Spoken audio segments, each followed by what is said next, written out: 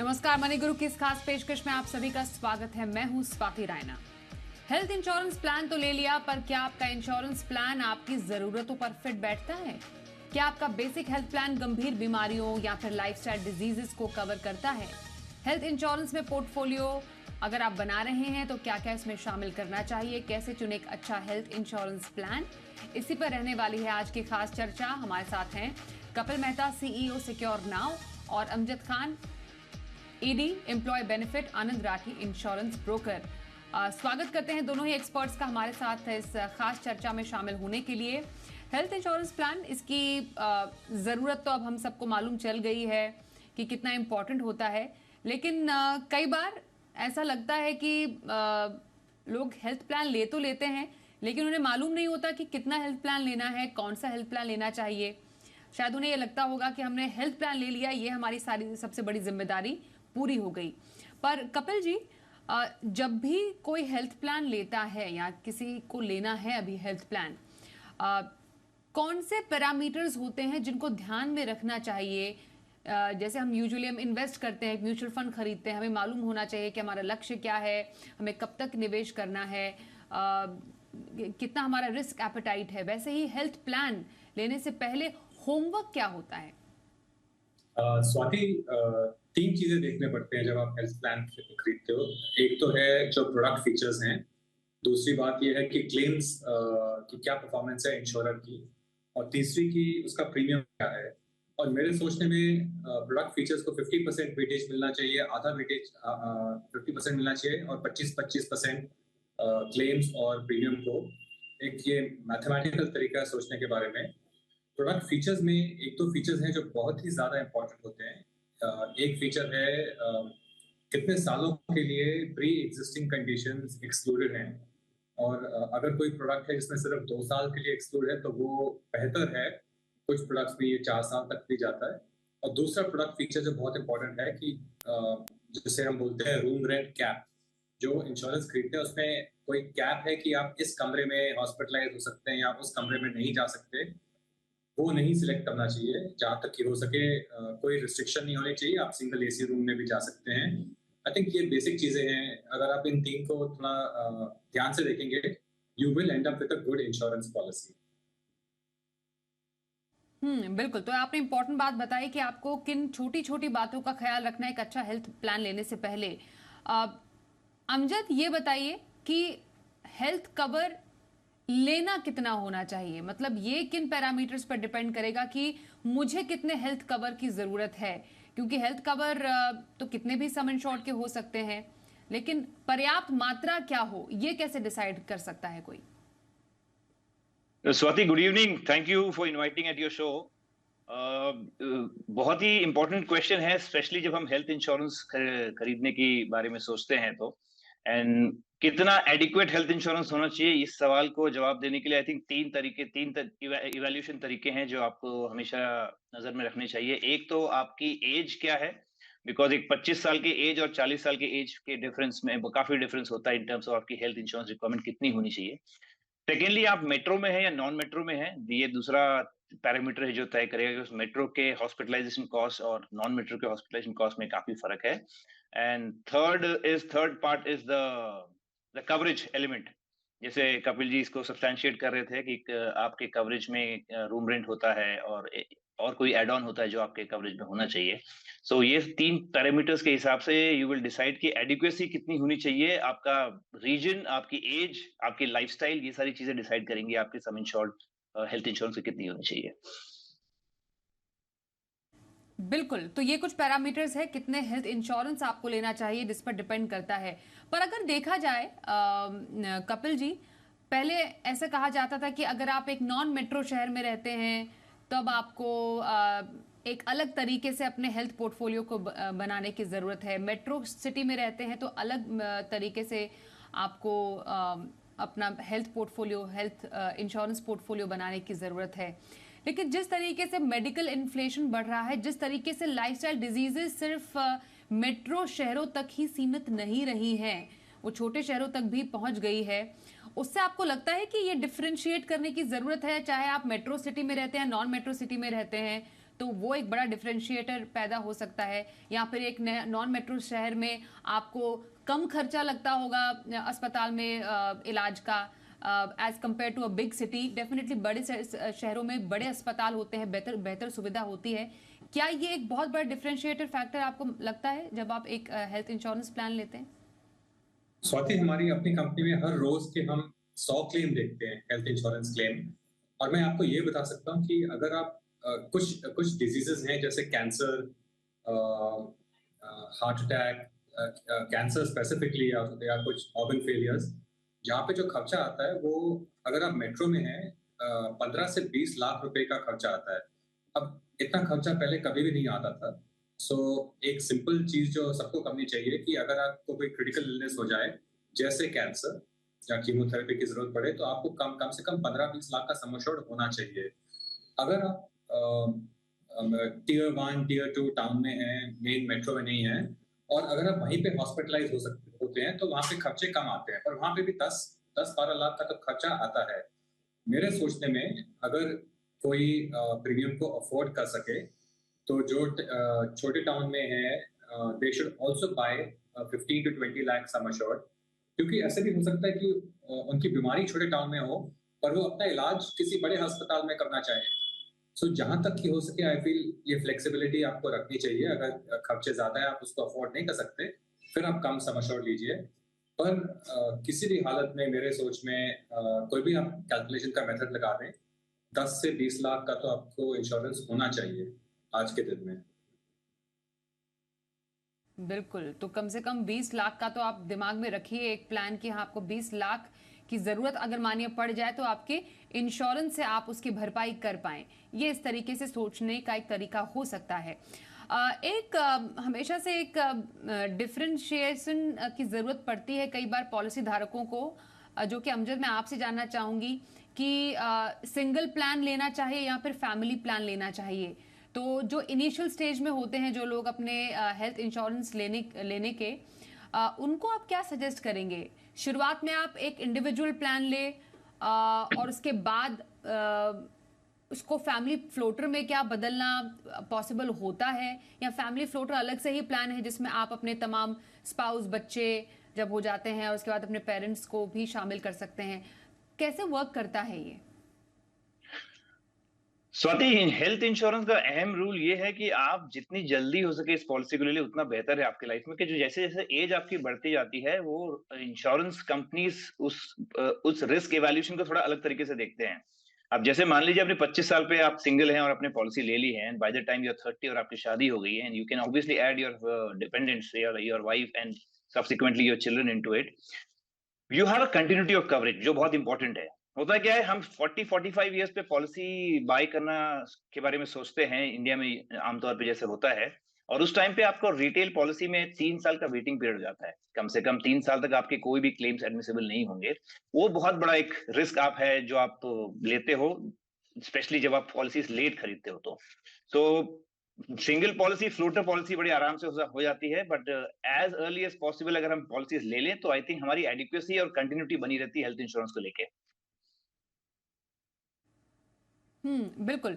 इसमें एक important aspect जानना ज़रूरी है कपिल जी, वो ये कि कई लोग जब एक इंश्योरेंस पॉलिसी लेते हैं हेल्थ इंश्योरेंस की, क्योंकि हम यहाँ पर चर्चा कर रहे हैं, उन लोगों का सवाल ये होता है कि हमने जब पॉलिसी ली थी तब जो मेडिकल कराया या नॉर्मली जो एक कंडीशन है हमारे हेल्थ की, वो उसमें कोई बीमारी नहीं थी या कोई ऐसा कोई मेजर सीन नहीं था। पॉलिसी ले ली, लेकिन उसके मानिए कुछ 2 या 3 साल के बाद कोई मेडिकल कंडीशन क्रिएट हो गई हो। जैसे आजकल हम देखते हैं कि डायबिटीज़ के मामले बहुत बढ़ रहे हैं, हाइपरटेंशन के मामले बहुत ज़्यादा बढ़ रहे हैं। तो जो पॉलिसी ऑलरेडी एग्जिस्ट कर रही है, जो एक पॉलिसी धारक के पास है, क्या उसमें कोई फ़र्क पड़ता है जब हम मानिए उसको क्लेम करेंगे, या उसमें कोई डिक्लेरेशन उस लेवल पर देने की ज़रूरत पड़ती है कि मेरे पास ये पॉलिसी है और मुझे अब ये इस मेडिकल कंडीशन मेरे साथ हुआ है? तो ऐसा कोई सिचुएशन होता है या आपकी पॉलिसी पे कोई फ़र्क पड़ता है आपके मेडिकल कंडीशन का? स्वाति, ये जो हेल्थ इंश्योरेंस के रेगुलेशंस हैं, लॉज हैं,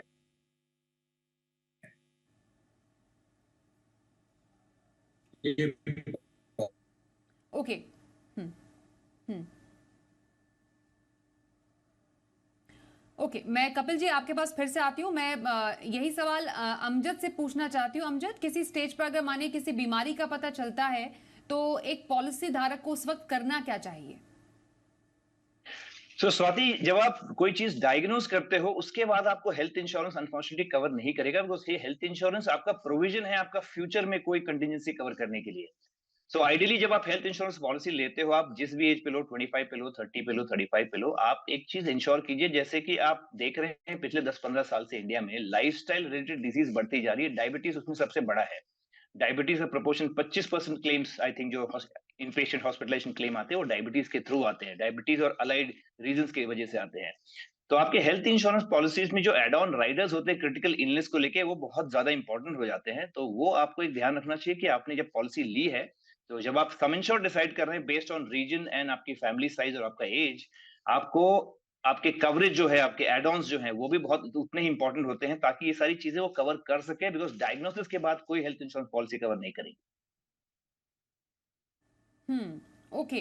तो मैं इनफैक्ट कपिल जी यही जानना चाह रही थी कि क्योंकि ये लाइफस्टाइल बीमारियां जो ऐसी हैं वो आपकी मेडिकल हिस्ट्री में नहीं भी हैं तब भी आपको घेर सकती हैं, फैमिली हिस्ट्री में नहीं भी है तब भी घेर सकती हैं।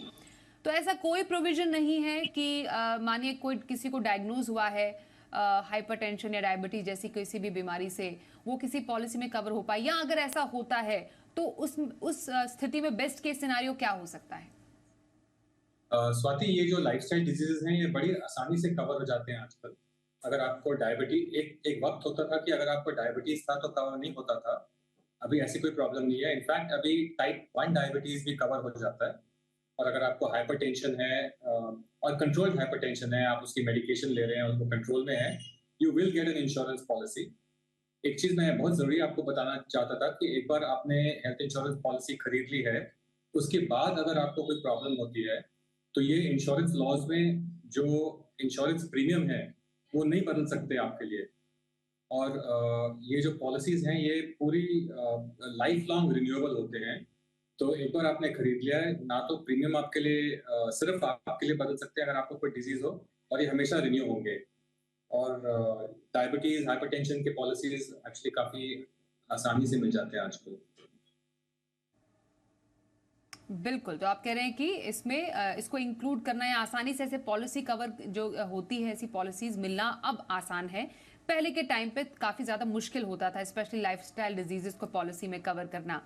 एक ब्रेक के लिए रुकते हैं। ब्रेक के बाद ये समझना चाहेंगे हम कि क्या आप अपना हेल्थ इंश्योरेंस प्रीमियम ईएमआई पर भी पे कर सकते हैं। आज बात करें हेल्थ इंश्योरेंस की। हमारे साथ सिक्योर नाउ से कपिल मेहता है और आनंद राठी इंश्योरेंस ब्रोकर के अमजद खान से हम कर रहे हैं खास चर्चा।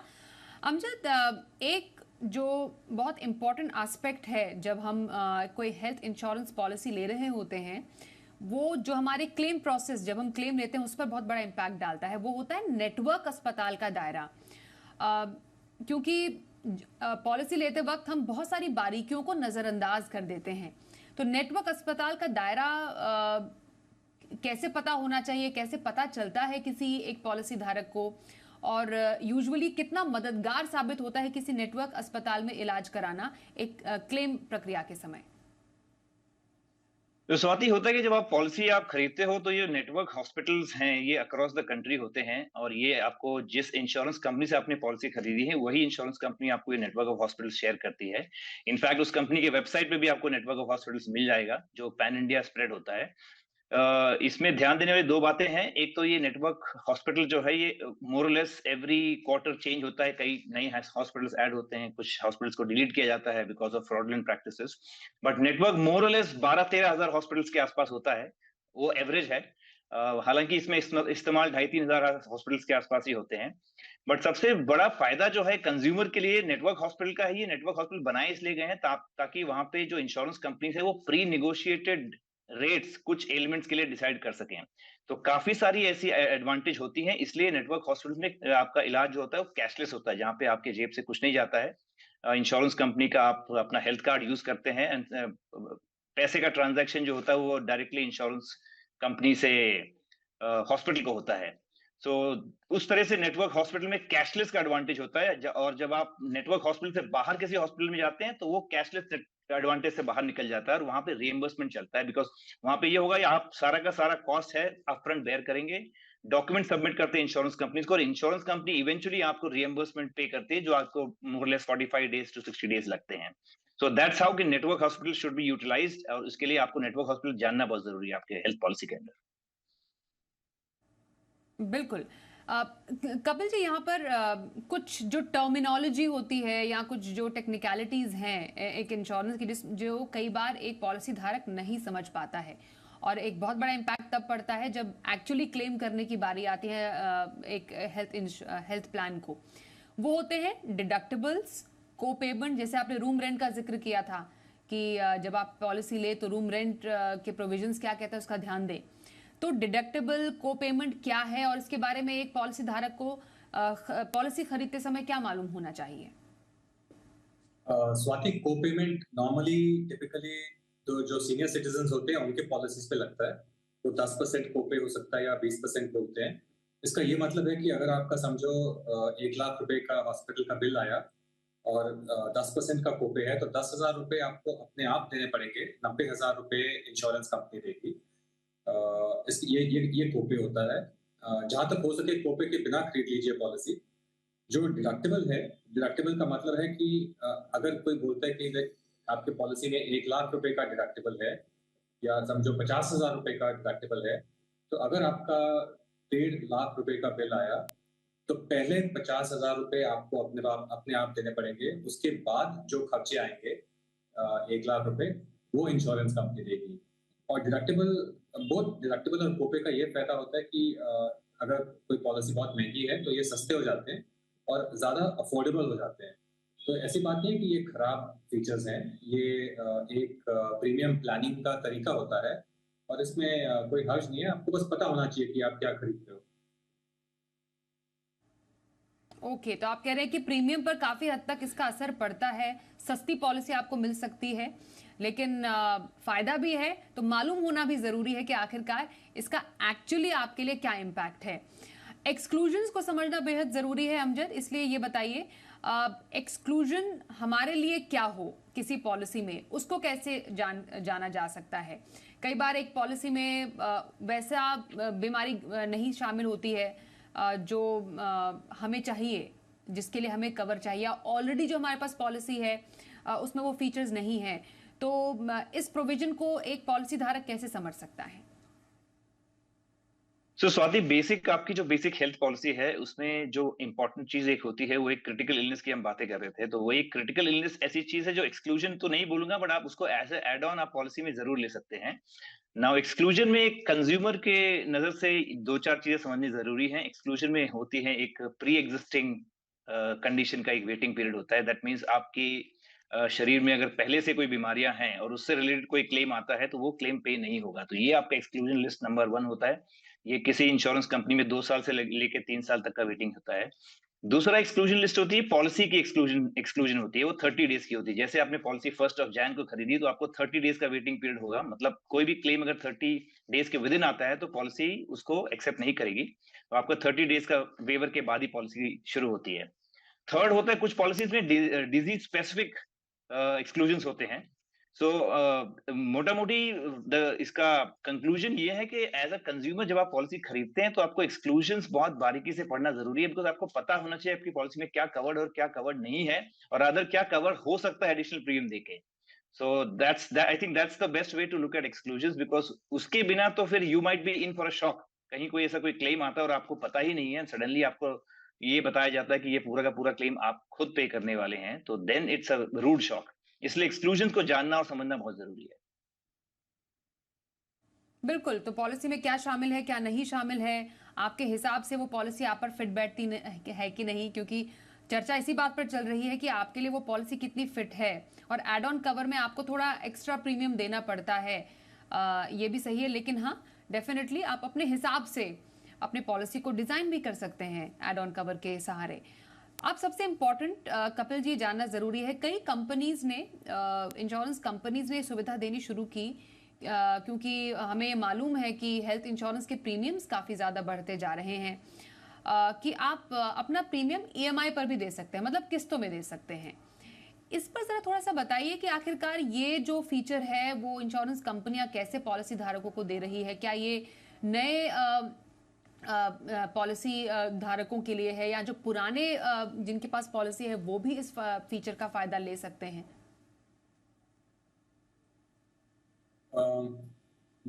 स्वाति, जो ईएमआई होता है वो पॉलिसी के शुरू में खरीदना पड़ता है आपको।